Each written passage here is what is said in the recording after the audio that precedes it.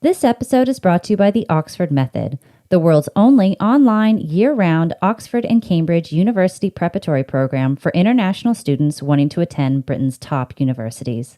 If you want to have the closest experience to an Oxford and Cambridge education to prepare you for the world's top universities, go to www.theoxfordmethod.co.uk. This episode is also brought to you by our wonderful patrons. If you enjoy the Coffee and Cocktails podcast, you can support the show by becoming a patron for just £1 per month. Just head over to patreon.com/Coffee and Cocktails podcast and subscribe today. Otherwise, we'd like to give a shout out to our Gold Star member, Mary M. Thanks for listening, and on with the show. Hello and welcome to Coffee and Cocktails. I'm your host, Dr. Ann Wand. We have the pleasure today of listening to Majd Mashharawi, who will be talking to us about how a female entrepreneur can achieve success in a male-dominated society.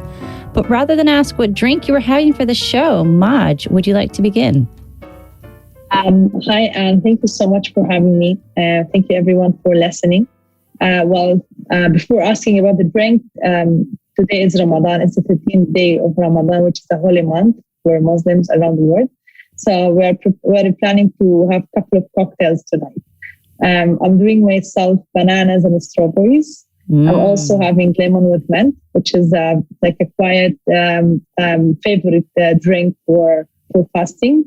And we have also mango juice. Oh, mango juice. That sounds delightful. Yeah. Thank you. Well, would you like to begin your talk? I'd love to hear what you have to say. Yeah. Before beginning my talk, what are you drinking now? Well, what am I drinking? I'm having water. Yeah. I have this annoying cough I've had since my daughter went back to nursery. So I've got a cough drop, kind of like a chipmunk, in my cheek, and I'm currently sucking on it as we speak. So I'll try not to cough too much during the show, but we'll just have to see how it goes. Okay. So I will kick it off with the presentation.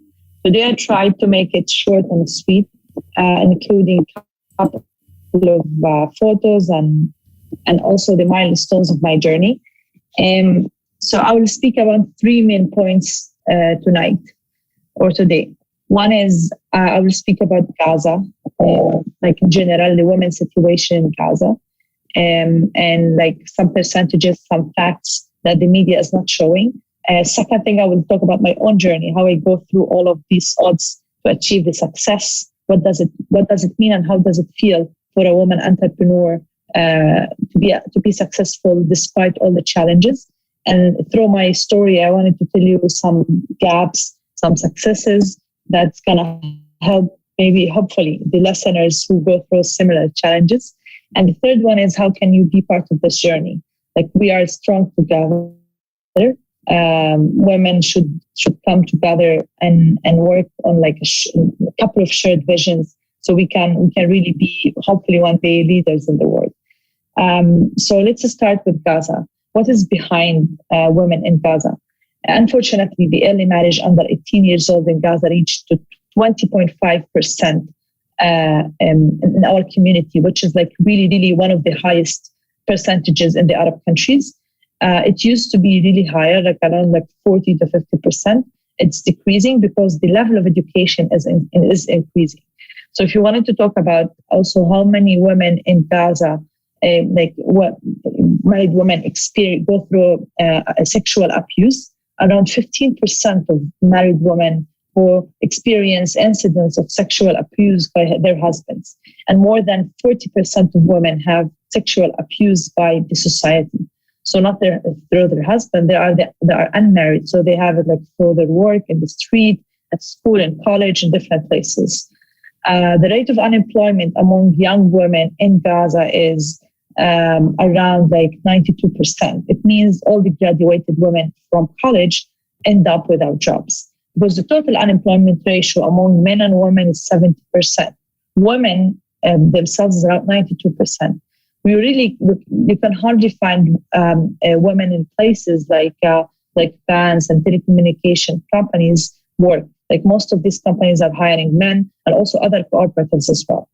At the same time, which makes you like think twice about these realities, the education rate in 1995 was around 80%, and now it's 94% among women. It means like we have really high education level among women, while we have also high unemployment. For me, none of my friends is not educated. Like most of them are educated. More than 50% of them are like having high degrees, like master and PhD. At the same time, none of them is having a job. So you have a pool of talented women, pool of educated women, pool of amazing women, pool of huge potential for women. At the same time, you cannot find access to opportunities and access to the world. The photo of this slide in the back is a photo of a family living in the north of Gaza. And this woman herself, who doesn't have electricity in her house, is educated, and she goes to college. So just imagine even not having like a proper house, proper life conditions. You don't have electricity, high unemployment ratio, and still she goes to college. And when you ask her, why do you go to college? Because she says, if I cannot find a job, at least I can educate my kids in the future so they can have a proper education and they can find jobs.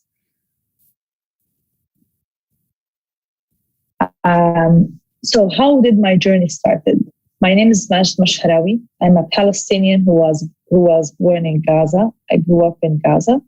And in 2016, it was in late 2015, 2016, I launched my first company, Green Cake Bricks. The reason behind launching Green Cake was I got to engineering. I studied civil engineering. And during my life college, I launched a couple of startups. One of them I sold, two others failed. But by the end of like my last year in college, it was like 2015, directly after 2014 war. And Gaza has been through 3 wars in the past 10 years, which made thousands of people lose their houses. And these people now, most of them are still waiting on lines to get rebuilding material to rebuild their houses from United Nations Development Program. At the same time, we have a lot of rappel from these houses left with no use. So I thought, why not use this rappel, produce a new kind of building blocks to rebuild the houses, to help people. So through my company, I had no business background. I just thought, how can I help people rebuild their houses using my educational background? And that's exactly how most of the women in my society think. They think, okay, I have a challenge in my life. For example, I have no income, or my grandma is suffering from heart attacks, or like my cousins are suffering from energy shortage. So we think, like I thought of the pain. The pain was people have no access to building materials. So how can I produce a new kind of building bricks to help people rebuild their houses? In 2016, Green Cake won the Japan Gaza Innovation Challenge. And in 2017, I traveled for the first time outside of Gaza, which most of the women or most of the youth cannot do it. Like Gaza lived under a blockade since 2006. And 2006, it means like people can't travel. In order to leave Gaza, you need to obtain 4 different permits. One from Israel, one from the government in Gaza, one from the government in Ramallah, and one from non-objection from Jordan. To get the 4 permits in the same time is kind of like impossible thing. In 2017, when I got the Japan Gaza Innovation Challenge, 2016, when I won the Japan Gaza Innovation Challenge, United Nations Refugees and Working Agency, UNRWA, sponsored my exit permit. And I ended up in 2017 for the first time in Japan, from Gaza to Japan, to refine my bricks product. I got a training in one of the best and the biggest Japanese construction companies. They tested my bricks and they sent it back. That's what I mean by the opportunity. I had the idea. There was a pain. This idea is solving this pain. I just need the access to the world. I went back to Gaza with so much knowledge, with a different perspective, different background, and a lot of energy, because I feel that the world is listening to what I'm doing and what I'm saying now. In the same year, I felt that I need some business skills, like engineering skills is not enough. We started our production. In the same year, I got a fellowship, a grant program in the US. And I went to study business for 3 months for this program. Moving to the US was a life-changing experience for me. For someone who came from a conservative community, and a society that says for women everything is no because you're a woman. For me, the United States was the gate of freedom. It was my first time to decide on my own. It was my first time to think of my own. It was my first time to say what I like and what I dislike, which things I didn't used to. And in the same year, they said, we will support a company, not a green cake, not the bricks company. We need you to come up with a new idea. And this is what I mean by empowerment. When you empower people, you don't have to empower them to do one thing. You empower people to do different things. So that year, I had the idea, I launched my second company, Sandbox. Sandbox is a social enterprise that aims to provide access to solar energy to off-grid communities in the Middle East using renewable energies. We've started the company inside Gaza in 2017, and now we've been operating for 4 years. For the past 4 years, we've achieved a great success. First one is we've provided more than 65,000 people with energy inside Gaza.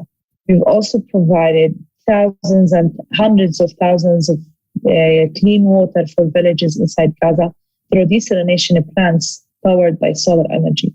We've also worked in the health sector, providing disabled children with electricity to run their nebulizers. And the reason behind this project was a woman. I remember when we wanted to do a health project, I was watching women carrying their kids for like 5 to 10 kilometers on their feet to run their nebulizers in the nearest clinic or the nearest mosque. They are always the ones who carry everything on their shoulders. And these women themselves, they go back home, they cook for the rest of the kids. And she serves as a wife. So just imagine like how many women in Gaza have disabled children that they need medical device, they need electricity to run their medical devices. We run this program for around 16 disabled children funded by different generous donors and partners.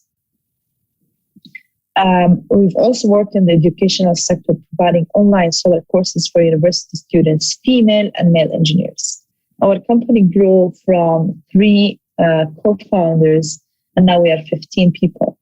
In 2020, we decided to scale up. So I moved to Saudi Arabia, and we've launched our second company inside the Saudi market.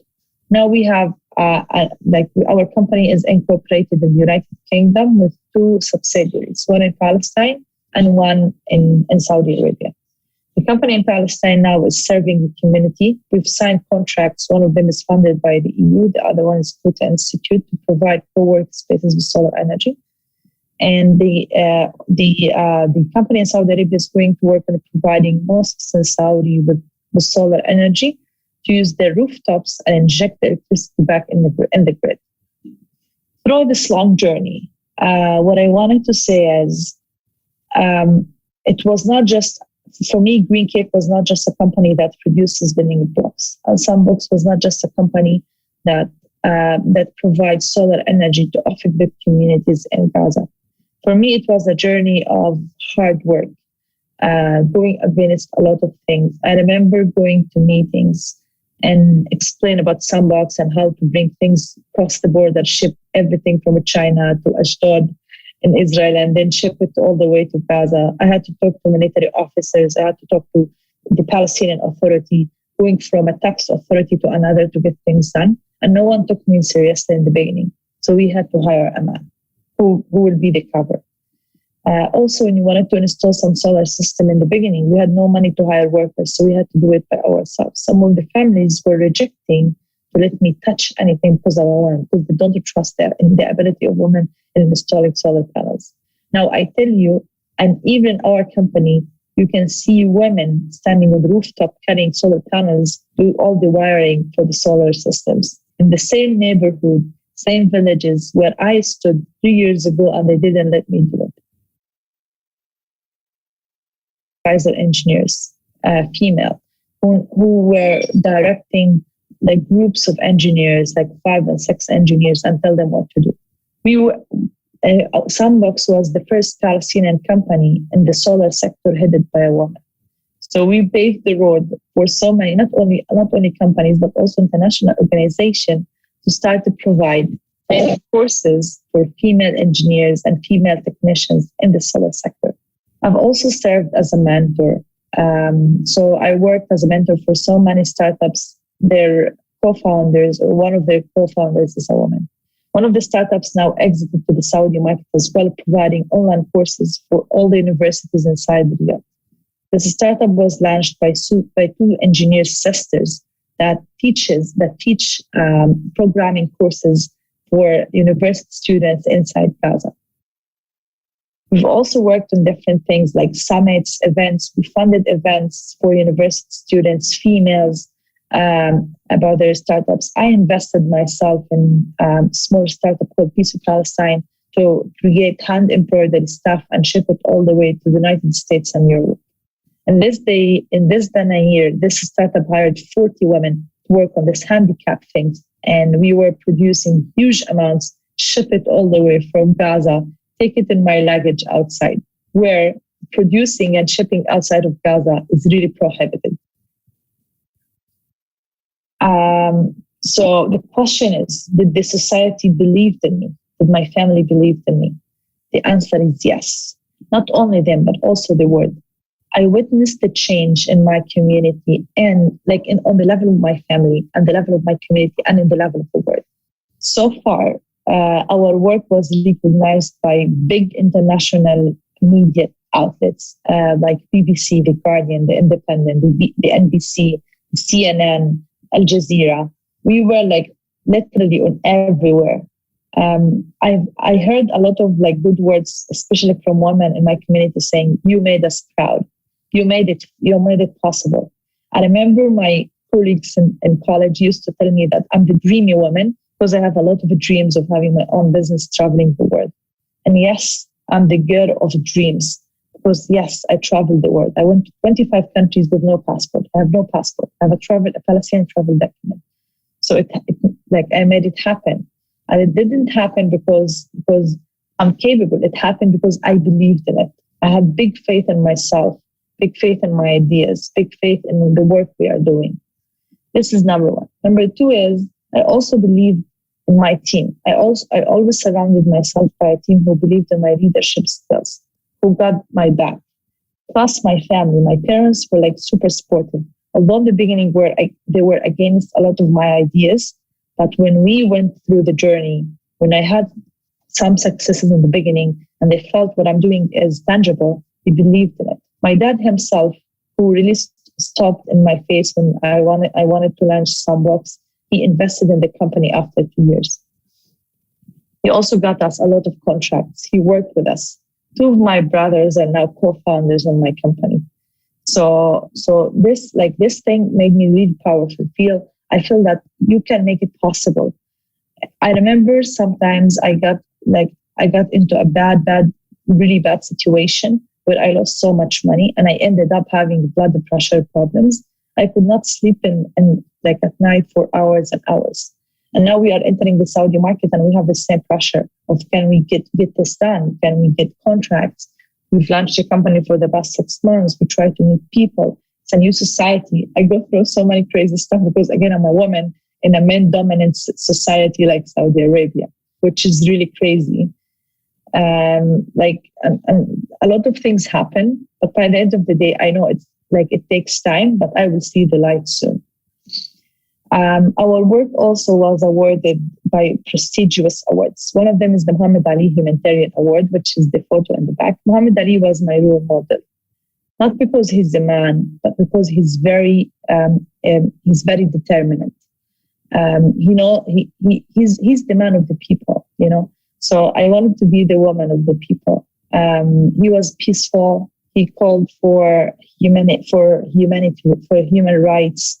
He was the one who said, my vision is beyond boxing. And what I always say is my vision is beyond sandbox and providing the light.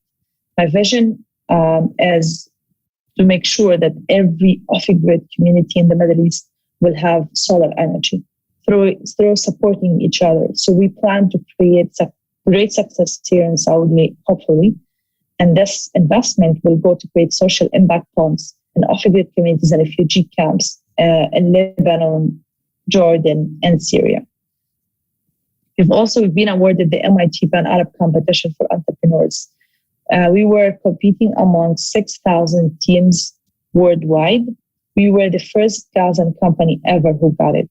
We've also got, in 2017, from His Royal Highness Hamad bin Rashid Al Maktoum, the prize, the Emirates Energy Award.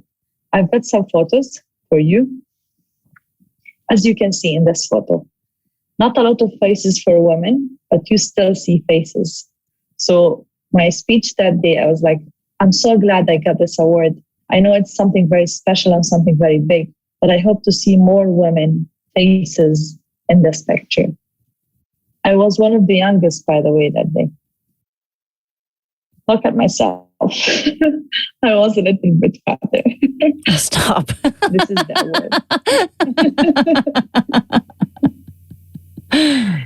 And this is the Japan Gaza Innovation Challenge. When I spoke about the green bricks, this is when I got the MIT Pan-Arab competition. And this day for me was one of the saddest days in my life, because I could not get my team to go through the award experience because of the borders and the permits. I remember, and the same day of making the final pitch to Quran, we had the Great March of Return. And I was watching the news and the people who was killed in Gaza for marching by the border. And then I had to go present my people. So it was really, really, really hard on me. And I was alone. All the teams were complete. I was the only one who had one team member.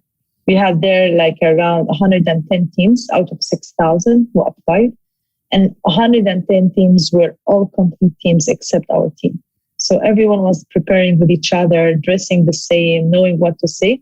And then I entered the room and I wanted to present. And they said, "Hi, what is your team?" And I was like, "No one is here except me." I was like, "Oh, why they didn't come?" And I started to explain. And then my tears went out of my eyes. And I said, "Listen, I don't know if I'm going to win today, but I'm going to present something that people really need in Gaza: electricity." So we got the award. So I'm glad it ended up good. This is the Muhammad Ali Humanitarian Award. This also was a sad day for me, because my parents were supposed to join me, and they got the permit one day after the awarding ceremony. So we did for them all the permits, everything. We only had the Israeli permit waiting. We got it one day after the awarding ceremony. So they end up in Jordan, and I ended up in the United States. They could not even come to join me. So I was literally alone that day. And I called one of my mentors, and she said, "You will not be alone." And she took a flight away from Boston to Kentucky through Cincinnati, which is a crazy trip. And she drove all the way to come to be with me. I got the Muhammad Ali Humanitarian Award for Confidence. So they have 6 awards: one on spirituality, confidence, and a lot of other things that Muhammad Ali believed in. And I got it for the confidence because they said I'm very confident about what I'm doing. I've also, one of the biggest things I've done in my life, also my TED Talk. I spoke at TED Women 2018 in California. And also on this day, Dr. Ann, what happened is my parents could not join me. So it was a full package, the speaker and 2 of his or her parents. I ended up preparing by myself. Everyone had their mom or their dad or their friend.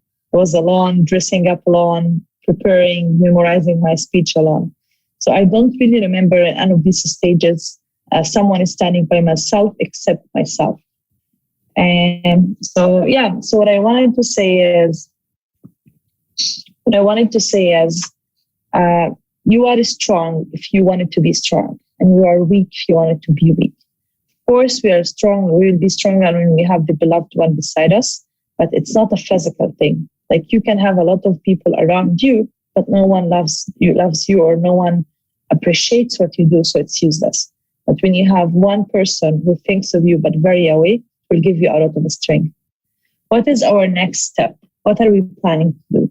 One of the main things I'm working on now is 1,022 Global Partnership Youth Summit by the Global Challenges Forum. So we are planning to do it.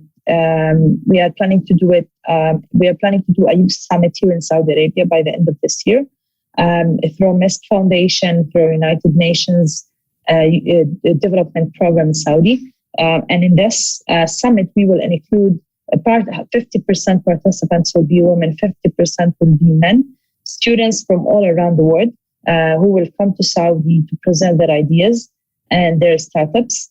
One of the things also I'm working on is Right to Right Summit, which is a summit the first summit for Palestinian women. It was supposed to happen last year. It could not happen due to COVID. We postponed it till this year. Some people will ask me, how can we support? We have so many ways to support. You can be a mentor to a woman, which is Dr. Owen also proposed to be a mentor. Thankful to you. So you can be we have a lot of startups in Gaza headed by women that they need mentorship and coaching in business. We can also help through investing in these startups. It doesn't take a lot of time or a lot of money to follow up with it, because it's gonna start as a small, and then when it grows up, it can be organized through different entrepreneurship organizations. And the third thing, which is very important, distribute the message. We really wanted the world to know the story, to tell it, and also to appreciate it, and to see these women. We have great stories. Honestly, if you see my story, I know you would say, "Oh wow, it's impressive." There are so many women who have amazing stories inside my community, but they didn't get the opportunity I got of telling it. That's all for today. This is the background of Gaza, my favorite city in the world. And thank you. Well, thank you. That was really, really interesting. I'll give you a little clap. Yeah, I really enjoyed what you had to talk about. And I know that in previous conversations, we've dived into some of the challenges. And I think one of the things in entrepreneurship that maybe isn't talked about as much as it could be talked about is what it's really like trying to get something off the ground.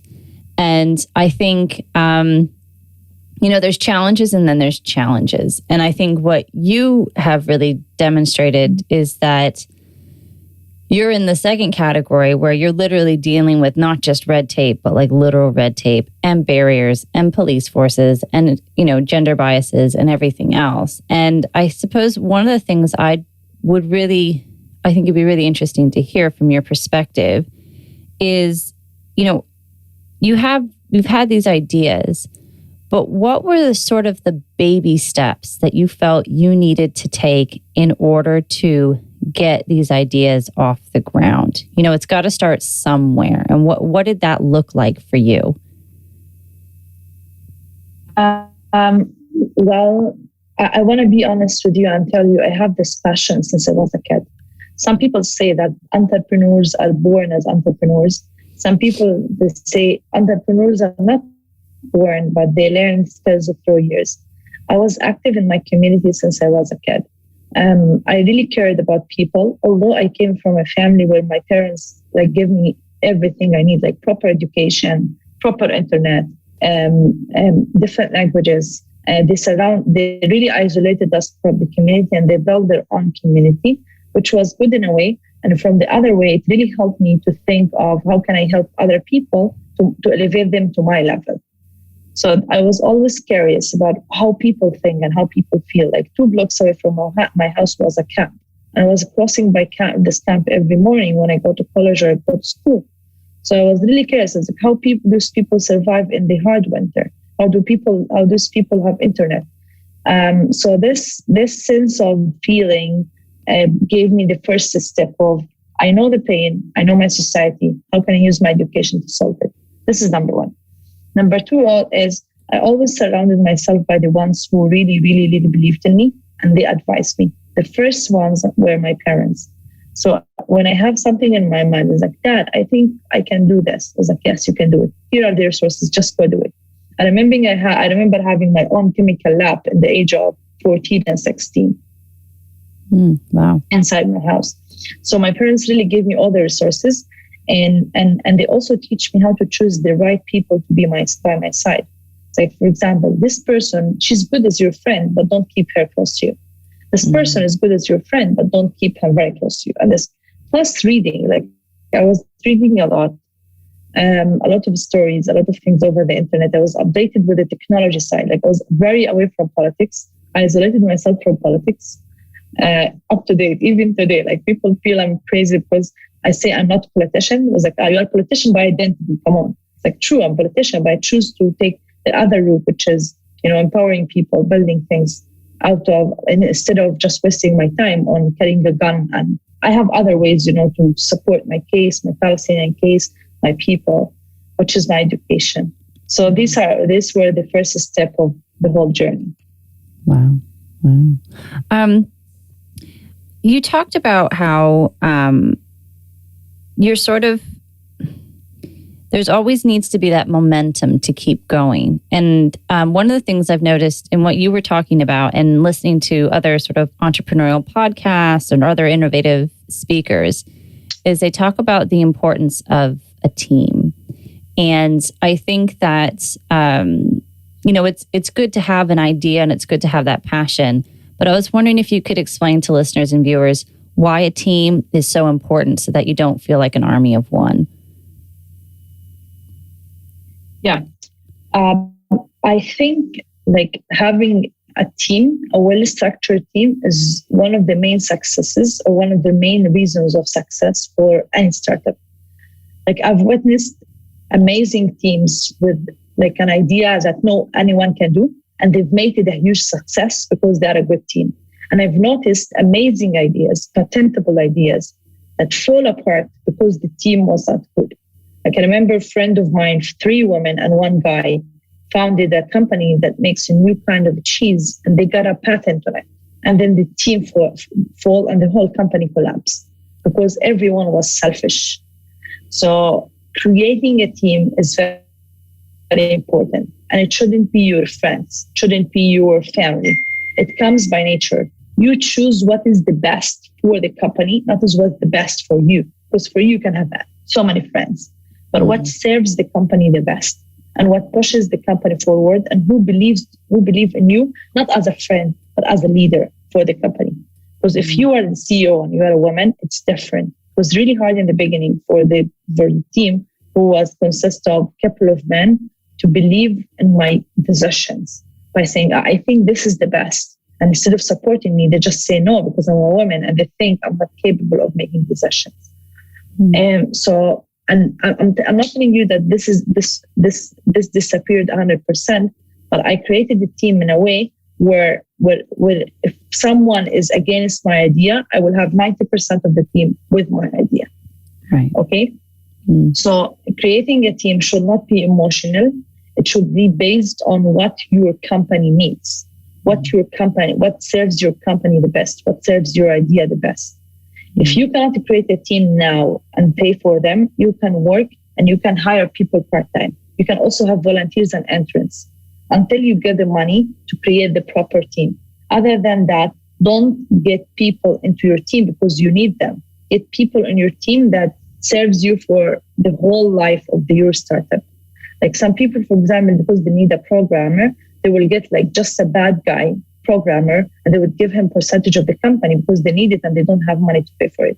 I would say, no, wait, because this destroys the idea, literally. You should be careful of choosing who you wanted to join your journey. Well, I think it's also about, they represent the company, right? So they're the face. And if they're not up to 100%. Par with what you want to represent, then it could ruin the entire point of why you established this in the first place. The other thing I'd be curious. My dad said, I will follow up on this point. I'm sorry. No, go ahead. Yeah. My dad, when we launched the company, told me, Majd, if one of the team members says I instead of we, that's the end of your company. That's the beginning of the end. So you always should hire people who say we, not I. And you should hire people who think of the company before thinking of themselves. Because this is a boat.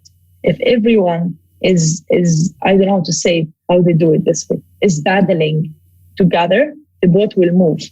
If 4 people will battle and 5th one will battle against them, it will slow up the boat until you stop.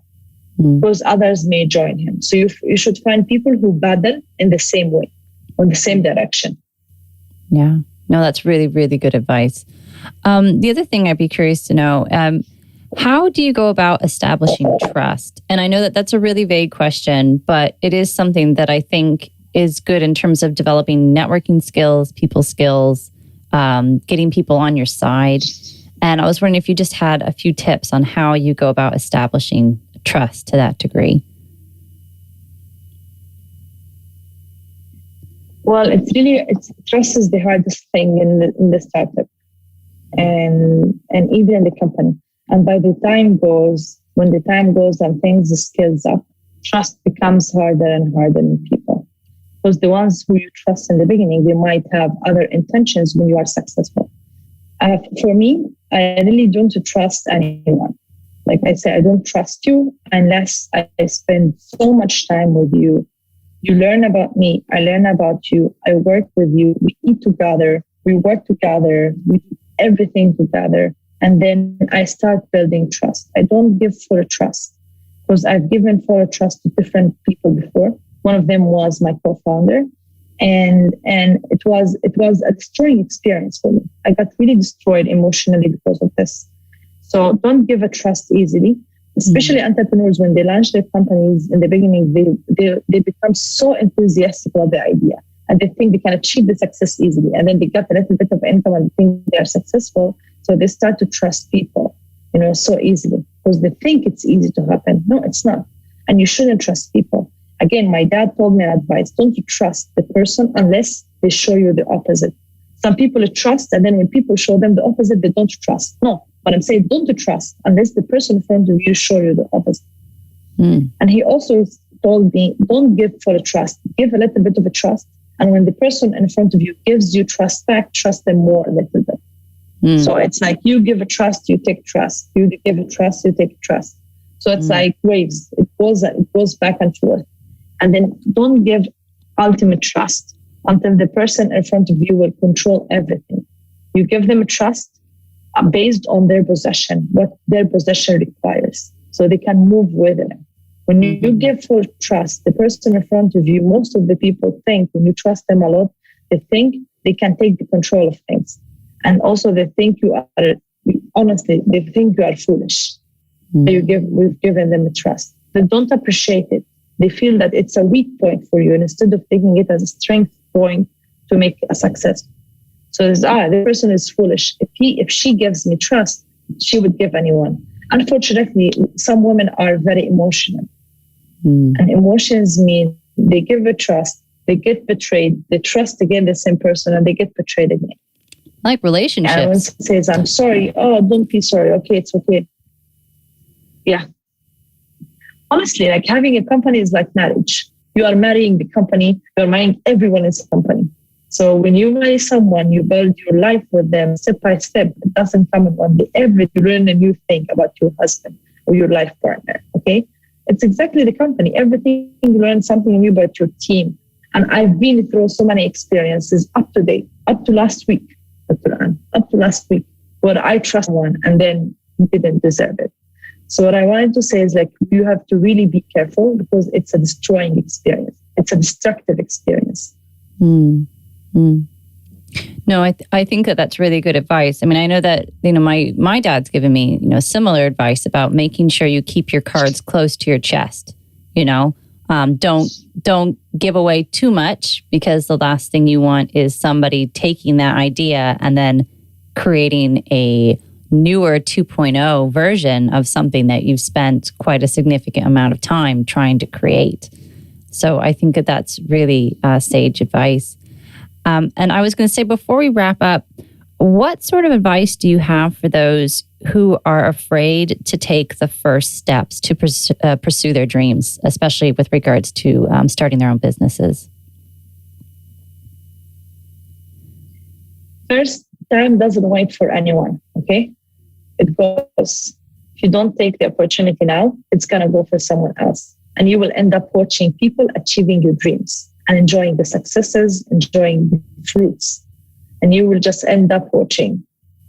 This is number one. So don't waste time looking for something. Don't waste time looking for others who can achieve your dreams while you could achieve it in the time where they did. This is number one. Number two is always surround your people by the ones you've spent so much time with, and you know they can lift you up. They can take you up with them. Don't spend time with the ones who take your energy away, and they just keep the poisonous ideas and bad ideas in your head just to destroy you. They're not the ones you should spend your life with. Surround yourself by the ones who are successful so you can be successful like them. If you surround yourself with the losers, you will be loser like them. Number two. Number three is we are, as women, we are really capable of doing amazing, great things, but we always think that we have capabilities like men. I've done in my life what most of the men in my country haven't done. Okay? And I've done in my life where cousins, men cousins, brothers, and even sometimes my dad tells me, you remind myself when I was in your age, and my dad is a man. So imagine I'm a woman in this conservative community. So you can achieve what others fail to do. You believe in yourself. I really, really believed in myself. When everyone told me this is not going to happen, I knew it's going to happen. When everyone told me just give up on your dream, it's not going to achieve, I believed that one day I would be here today.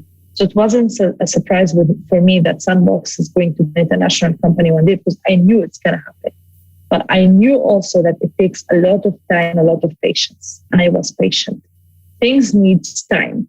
If you think that everyone who became successful by luck, that's not true. Luck is not the key of success. Hard work is the key of success. Patience is the key of success. You have to be patient. You have to surround yourself by the ones who can help you to achieve your dreams. That's my advice from my own experience. And this recipe it's really beneficial. It really worked out for me. So I think if some people would take it, it may work out as well.